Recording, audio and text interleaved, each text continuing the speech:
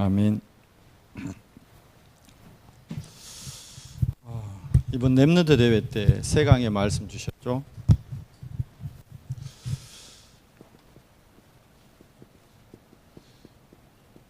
영원한 기업, 결국 우리가 무엇으로 누릴 수 있느냐? 하나님의 영적 시스템, 묵상이죠. 그래서 묵상운동의 주역이 되라, 우리 렘넌트들이. 그리고 영원한 작품이었습니다. 뭐가 영원한 작품일까요? 실질적으로 우리 렘넌트가 영원한 작품이고 우리 후대들을 위한 RUTC, 성전이 영원한 작품입니다. 그래서 영원한 작품을 남기기 위해 우리가 금토일 시대를 준비해야 된다, 이렇게 말씀 주셨습니다. 영원한 유산입니다.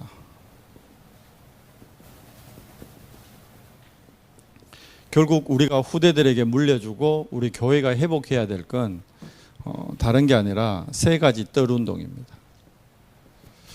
왜냐니까 이걸 지금 불신자들에게, 종교 생활하는 사람들에게 다 뺏겨버리기 때문에. 아시다시피 기독교는 여러분 종교가 아니거든요. 복음은 종교와 다릅니다. 세계사를 보면 계속 종교와 복음의 싸움입니다. 하나님 은혜 가운데 여러분과 제가 종교가 아닌 복음을 듣게 되었고 복음 운동 안에 서게 된 겁니다. 이걸 렘넌트들이 구분할 수 있어야 돼요. 여러분 학교에 가면 여러분 학교에 다니는 친구들 대부분 다 종교에 빠져 있습니다. 복음 잘 몰라요, 실질적으로. 그러니까 여러분들은 어릴 때부터 자꾸 복음을 들으니까 복음이 뭐 당연하다 생각하는데, 불신자들이 망하는 이유 딱 하나입니다. 복음을 듣지 못해서, 복음을 알지 못해서 망하고 죽어가고 있다는 거예요. 여러분 친구들이 복음 못 들어서 죽어가고 있다니까. 아니 그 친구 공부 잘하는데요, 멀쩡한데요, 우리 직장의 동료 돈 잘 벌고 뭐 기술도 좋고 능력 있는데요, 그게 껍데기만 본 거예요. 인간은 여러분 육신만 갖고 있는 존재가 아니죠. 우리가 지금 몸이 예배드리러 와 있지만 우리를 예배의 자리로 인도한 건 내 몸이 아니고 뭡니까? 우리 마음과 생각입니다. 마음과 생각을 움직이는데 가장 지배적인 게 뭐죠? 그 뇌하고 영혼이에요. 우리가 왜 하나님 말씀 자꾸 듣고 읽고 묵상해야 되느냐? 우리 뇌에 하나님의 말씀이 각인되고 우리 뇌에 하나님의 말씀이 뿌리 내리고 우리 뇌에 하나님의 말씀이 체질되면, 우리 뇌에 그게 하나님의 말씀이 딱 담겨지면요, 메시지가 딱 되면요, 그때부터 우리 뇌에서 우리가 알지 못하는 어마어마한 일이 일어납니다. 실질적으로. 우리 뇌는 얘기하잖아요. 일반적으로 사람들이 뇌 기능의 10%도 못 쓰고 우리가 평생 살다 죽어요. 왜 그럴까요? 원래 어마어마한 기능을 줬는데 그걸 잃어버린 거예요. 왜요? 바이러스 먹은 거라. 어떻게 하면 돼요? 바이러스만 제거하면 원래의 기능을 회복할 수 있다니까. 그러니까 여러분, 7 렘넌트가 특징이 뭐냐 하면 실질적으로 하나님이 주신 그 어마어마한 기능을 실제로 누린 거예요. 뭘 통해 누르냐면 이것 통해 누린 거예요. 묵상 통해서 누린 거예요. 요셉이 얘기를 읽어보면 요셉이 어디 한 군데도 기도했다는 말이 없어요. 그런데 요셉의 삶에 보면 무슨 단어가 나오느냐 하면 형통이란 단어가 나와요. 그게 뭡니까? 요셉이 하나님과 늘 함께 했다는 거예요. 하나님하고 함께 할 때라야만 형통이란 단어가 나에게 적용이 되는 거예요. 우리가 아는 사람하고 다닌다고 형통하게 되는 건 아닙니다. 그 사람의 능력까지는 인정을 받지만 그 이상의 것은 못 받아요. 그런데 하나님과 동행하고 하나님과 함께 하게 되면 형통이란 축복을 누리게 되는 거예요. 요셉이 형통의 축복을 누렸다는 것은 요셉이 24시간 하나님하고 함께함의 비밀을 누렸다는, 임마누엘의 비밀을 실제로 누렸다는. 모세도 마찬가지입니다. 모세는 아예 하나님의 얼굴을 대면하기 위해 호렙산으로 올라가고도 그랬습니다. 그렇게 해서 하나님을 직접 대면하기도 했고 하나님의 음성을 듣기도 했고 하나님과 함께. 그러니까 모세가 보세요. 모세의 능력으로 홍해를 가른 게 아니에요. 모세와 함께하는 하나님의 능력으로 홍해가 갈라진 거예요. 모세가 대단한 게 아니고 모세와 함께 하시는 하나님의 능력이 대단한데, 우리는 하나님의 능력이 대단하다 생각하지 않고 모세가 대단하다고 착각합니다. 베드로가 그랬어요. 모세 보고요 깜짝 놀랐어요. 엘리야에게 하나님이 능력을 더하셔서 어떻게 해요? 40일 동안 비가 내리지도 않고 40일 이후에 기도할 때 비가 내리고 그런 능력을 하나님이 내줘요. 엘리야가 대단한 게 아닙니다. 엘리야는 뭐라고요? 우리와 성정이 똑같은 사람이라 했어요. 그런데 엘리야가 어떻게 그 능력을 누렸느냐? 하나님과 함께함의 비밀을 누린 겁니다. 그러면 똑같습니다. 지금 이 시대에도 여러분과 제가 지금 우리가 누려야 될 게 뭔가요? 하나님과 함께함의 비밀을 누려야 되는 거예요. 그거 누리는 시스템이 묵상이라는 거예요. 근데 우리가 여러분 오늘 얼마나 묵상하셨나요? 묵상의 비밀이 있어야 하나님과 함께함의 비밀을 누리게 되고 묵상의 비밀이 있어야 하나님의 능력이 나의 한계를 뛰어넘게 되는 거예요. 근데 묵상의 비밀이 없으면 반드시 나의 한계에 부딪혀요. 내 육신의 한계, 내 영적인 한계, 내 삶의 한계 부딪히게 되는 겁니다.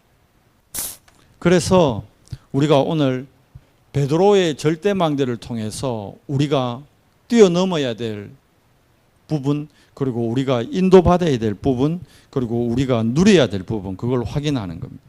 자, 베드로에 대해서 성경 한 세 군데 정도를 통해서 볼 수 있죠. 마태복음 16장 오늘 읽은 13절에서 20절. 여기가 어디냐면 여기가 가이사라 빌립보입니다. 그리고 두 번째가 어디죠? 요한복음 21장 15절에서 18절. 어디 현장입니까?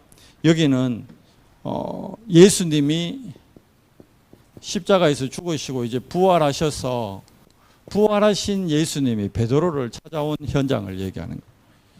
그리고 베드로의 실질적인 참된 신앙 고백이 되었던 것이 어디냐면 사도행전 3장 1절에서 12절이고요. 요게 베드로가 정시기도를 통해서 안전병이를 일으키잖아요. 이 일로 인해서 베드로가 공의 앞에 섭니다.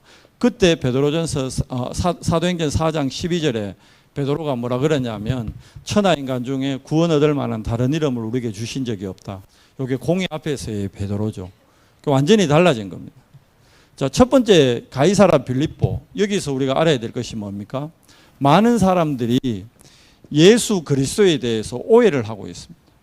예수 그리스도가 누군지 모르는 거예요.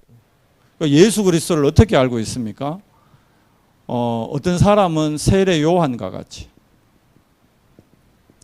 어떤 사람은 엘리야와 같이, 어떤 사람은 예레미야와 같이,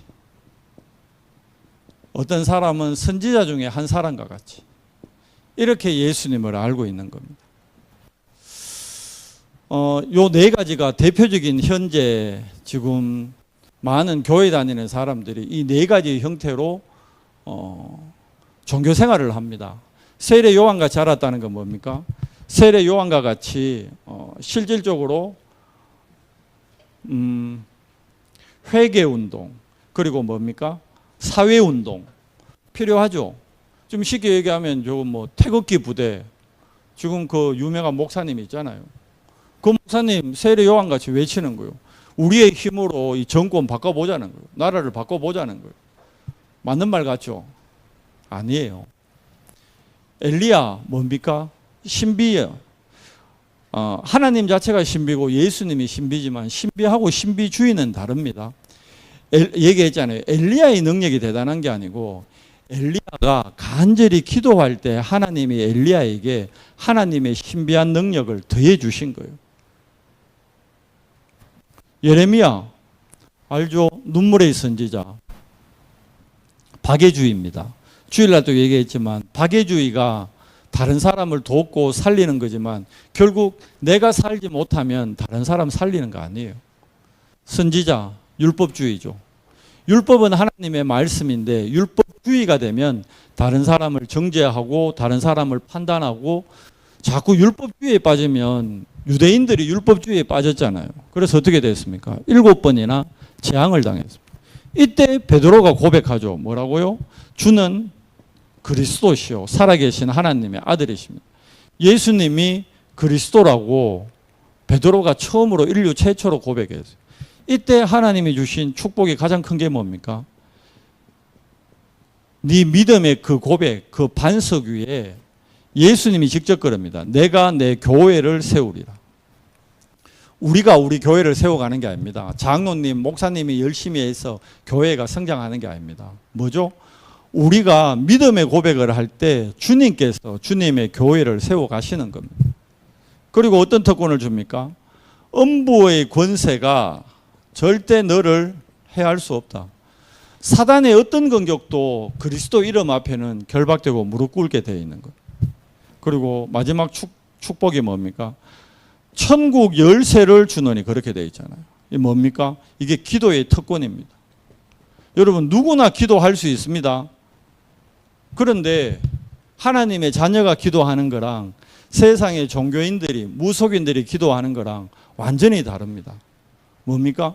우리의 기도는 뭘 해달라, 뭘 이루어달라 그 차원의 것이 아닙니다. 뭐죠? 권세입니다. 권세. 실질적으로.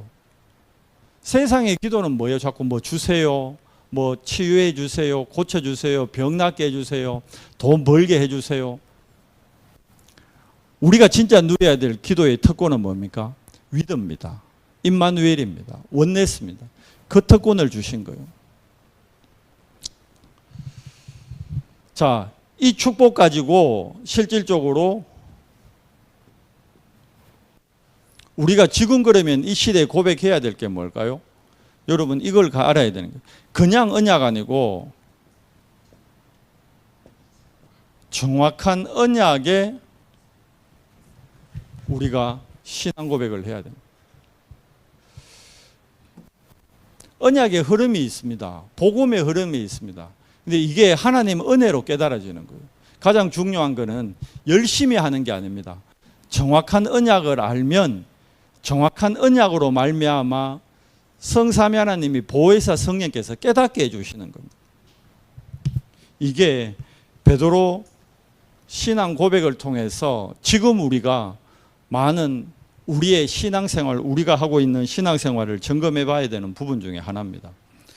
두 번째가 십자가와 부활이죠. 자, 베드로가 이렇게 고백해 놓고는 주는 그리스도시요 살아계신 하나님의 아들이십니다. 고백해 놓고는 자, 변화산에 가서 마태복음 17장에 보면 어떻게 됩니까? 변화산에 가서 모세, 엘리야, 예수님 보고는 초막셋을 짓겠다 그럽니다. 근데 그때 마태복음 17장 8절에 보면 엘리야도 사라지고 모세도 사라지고 뭐예요? 오직 예수입니다. 오직 예수. 여러분과 저의 신앙생활의 방향, 결론이 오직 예수가 돼야 돼요. 오직 예수 되면 표현이 이상하지만 응답이 와도 되고 안 와도 됩니다. 우리가 오직 예수 안 되기 때문에 자꾸 응답을 구한다니까. 이해돼요? 오직 예수 되면 응답 안 구해도 된다니까. 응답 안 와도 내가 병들어 죽어도 된다니까. 오직 예수 되면. 근데 오직 예수 안 되기 때문에요. 병 낫게 해달라는 거예요. 오직 예수 되면 돈 있어도 되고 없어도 돼요. 근데 오직 예수가 안 되니까 자꾸 돈 벌게 해달라는 거예요. 오직 예수 되면 교회 부흥 안 돼도 상관없어요. 근데 오직 예수 안 되니까 뭐예요? 교회 부흥시켜주세요. 하나님 우리 교회 잘 되게 해주세요. 오직 예수가 되면 이유도 없고 조건도 없고 표현해서 상관이 없어진다는 거예요. 마가다락방에 120명이 모였을 때 그 사람들이 어떤 능력을 받기 위해 모인 거 아닙니다. 거기 모이면 세상으로부터 단절당하고 따당하고 거의 완전히 외톨이 되는 거예요. 알아요. 근데 모르나? 근데 거기 왜 갔을까요? 외톨이 돼도 상관없다는 거예요. 왜? 오직 예수 되면 되는 거예요. 오직 예수 되면 내가 가난해도 가난이 나에게 문제 안 된다니까. 오직 예수 되면 내가 병들었다. 그 질병이 나에게 문제 안 된다니까. 근데 오직 예수 안 되면 가난이 늘 상처돼요. 오직 예수 안 되면 질병이 늘 나에게 문제 된다니까. 그러니까 계속 뭘 구해요? 가난에서 빠져나오겠다. 질병에서 낫겠다. 그걸 모르게 알게 모르게 계속 그쪽으로 가게 된다니까. 사단이 딱 원하는 거 그겁니다. 오직 예수만 안 돼도. 베드로가 보세요. 오직 예수란 말을 이때도 예수님이 알려주는데도 못 깨닫는 거예요. 언제까지 못 깨닫습니까? 마가다락방에서 성령의 임재를 체험하기 전까지 못 깨달아요.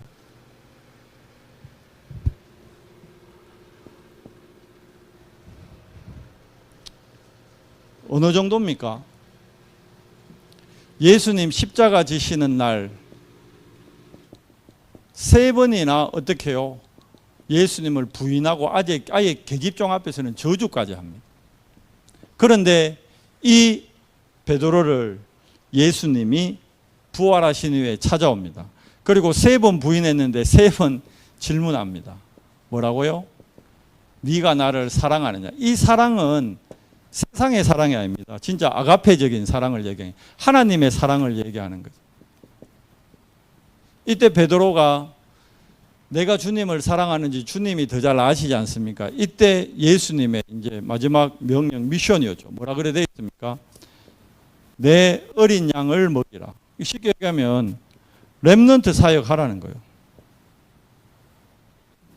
예수님의 미션입니다. 렘넌트 사역하라는 거예요. 내 어린 양을 먹이라.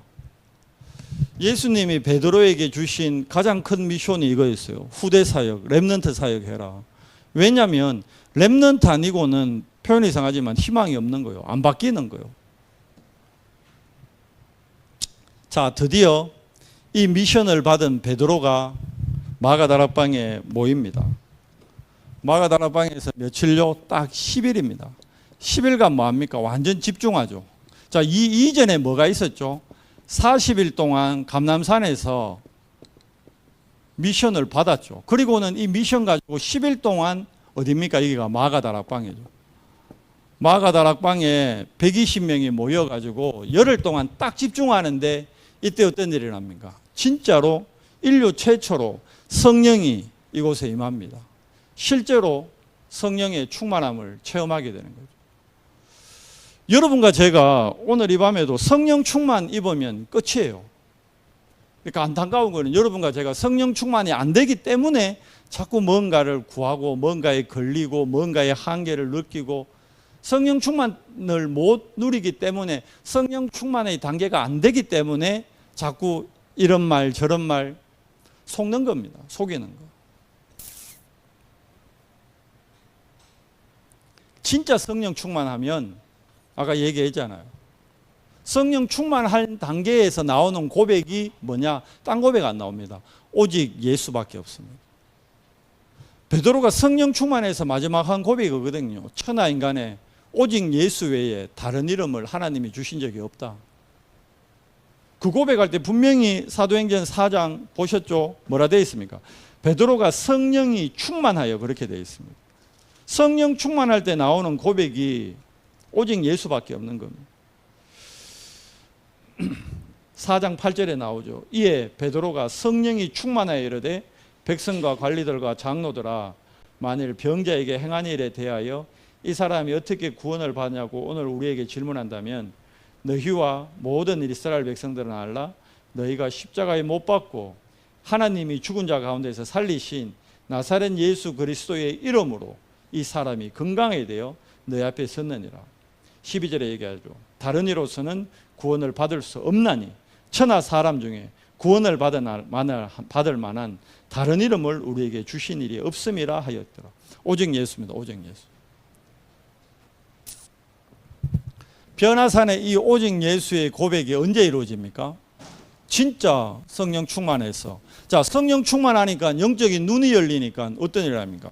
여기서 능력 받고 5가지 능력 5시간표 5문을 가지고 전도의 문을 열잖아요. 안전뱅이 어딥니까? 이 40년 동안 성전 미문에 앉아있던 안전뱅이, 이 안전뱅이를 어떻게 해요? 치유합니다. 그냥 치유가 아니죠. 다르게 얘기하면 운명을 바꿔버리는 거예요. 운명을. 안전뱅이의 운명이 바뀐 겁니다. 여러분 다른 걸로는 운명 안 바뀌어요. 나사렛 예수 그리스도 이름으로만 우리의 운명이 바뀝니다. 이 사건으로 말미암아 드디어 베드로가 공회 앞에 사내들인 예루살렘 공회 어마어마합니다. 이 앞에서 고백하죠. 뭘 고백합니까? 결국 오직 예수 이거 고백합니다. 오직 예수 외에 하나님이 우리에게 다른 이름을 주신 적이 없다. 자 보세요. 어떻게 보면 마태복음 17장 8절에 이 말씀이 어디서 성취됩니까? 사내들인 공회에서 그대로 성취된 거예요. 결국 성경은 딴 거 아닙니다. 하나님이 말씀 주시고 그 말씀이 반드시 어떻게 해요? 정확한 언약 잡은 자를 통해서 어떻게 됩니까? 성취된다는. 그럼 중요한 거는 성경 66권에 있는 하나님의 이 복음의 흐름의 언약이 여러분과 제가 정확한 언약 잡을 때 어떻게 해요? 결국 우리 현장에 내 삶에 어떻게 된다요? 성취된다는 거예요. 우리 렘넌트들이 그게 믿어져야 돼요. 아, 하나님의 말씀은 반드시 성취되는구나. 이게 믿어져야 되는 거예요. 우리 중직자들이 마찬가지입니다. 아, 내가 신앙생활하는 거는 말씀 성취를 맛보기 위해 하는 거구나.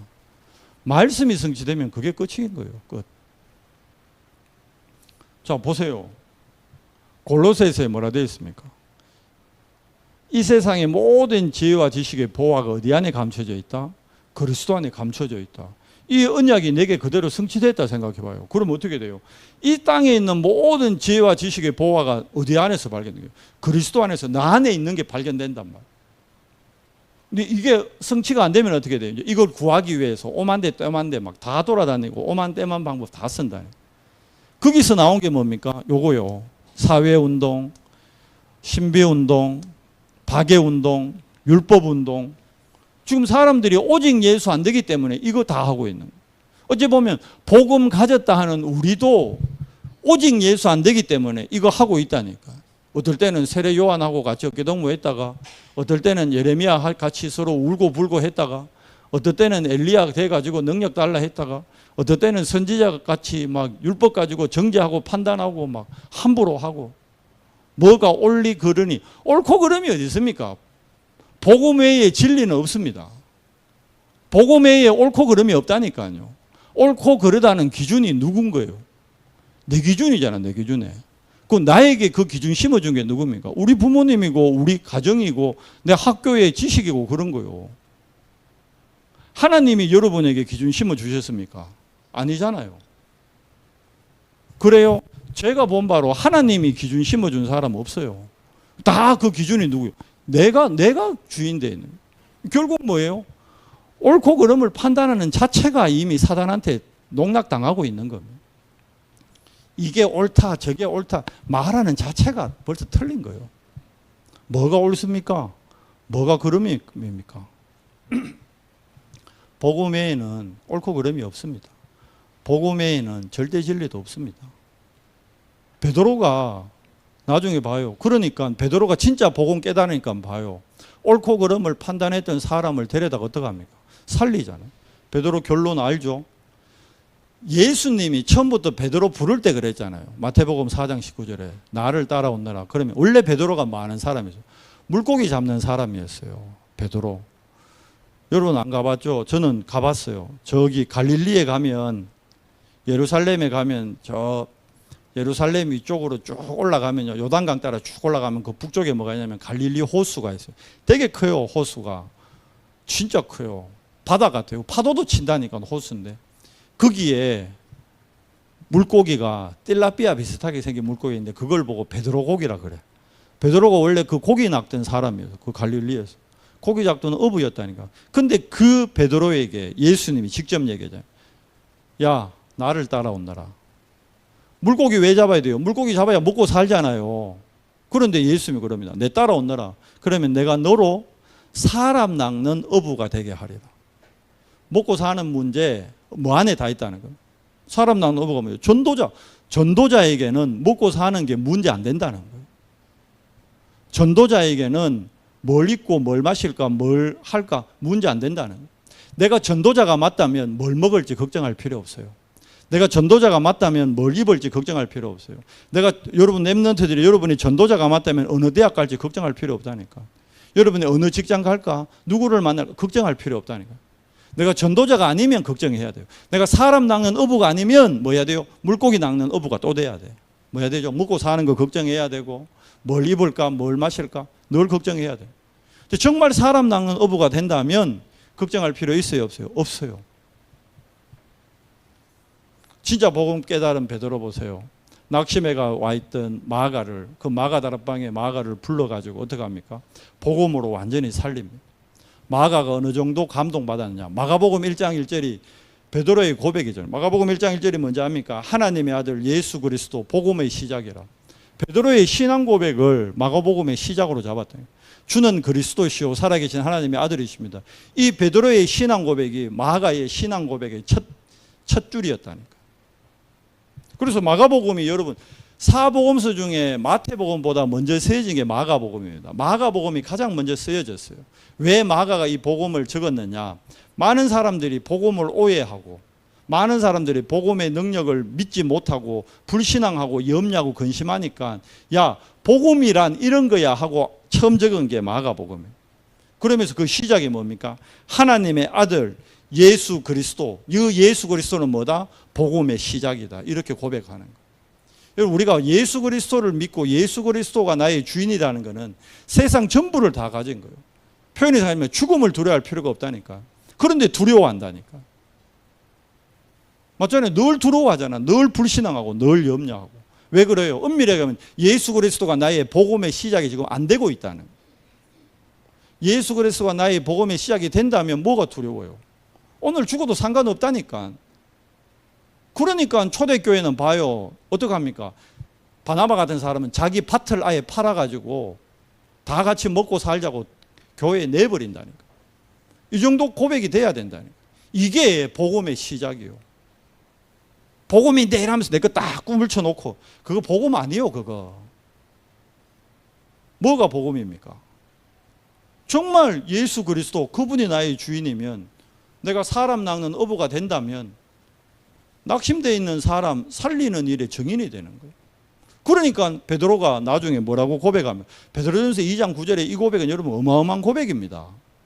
우리가 누구라고요? 택하신 족속이요. 80억 중에 하나님이 나를 택하신 거예요. 여러분 80억 중에 구원받을 사람 8억 정도밖에 안 돼요. 그 안에 내가 들은 거예요. 8억이 엄청난 것 같죠? 그 안에 내가 들어갔다니까. 우리가 택하신 족속이라니. 우리에게 어떤 심벌을 주세요? 왕 같은 제사장이요. 거기다 뭡니까? 거룩한 구별된 나라랍니다. 하나님의 나라잖아요. 세상 나라가 아니고. 그게 뭡니까? 하나님께 아예 소유된 백성이다. 왜? 우리가 가진 이 기이한 빛, 그리스도의 이 기이한 빛을 뭐 하려고? 선전하기 위해 나를 택하셨다. 여러분 정말 베드로의 절대 망대가 나의 망대 된다 그러면요. 그 무엇도 두려울 것 없습니다. 그러니까 베드로가 저 고백하고 난 다음에 어떻게 합니까? 감옥 안에서 이제 아예 굴굴 잡니다. 계집종 앞에서도 예수님을 부인했던 베드로가 내일 죽는데 죽음 앞에서 잠을 잔다니까요. 가능할 것 같아요? 성령 충만하면 됩니다. 성령 충만하고 오직 예수 되면 됩니다. 여러분과 제가 오늘 이 밤에 오직 예수 되기를 기도해야 돼요. 성령 충만이 나의 기도 제목 되는 거예요. 딴 거 없어도 돼요. 병들어도 상관없다니까. 가난해도 문제 안 된다니까. 내 전 재산을 하나님께 드려도 문제 안 된다니까. 드릴 게 없어 문제지. 뭐 해야 됩니까? 오직 예수면 됩니다. 뭐 하면 됩니까? 성령 충만하면 됩니다. 우리가 성령 충만해서 오직 예수에 정인된다면 절대 불가능한 내 인생이 절대 가능으로 바뀝니다. Nobody, nothing이었는데 everybody, everything이 됩니다. 그러면 뭐가 돼요?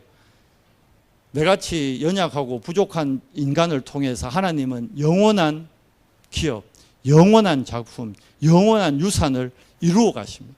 만들어 가십니다. 우리가 하는 거 아닙니다. 뭐 하면 돼요? 믿음의 고백하세요. 올바른 신앙 고백하세요. 주는 그리스도시요 살아계신 하나님의 아들이십니다.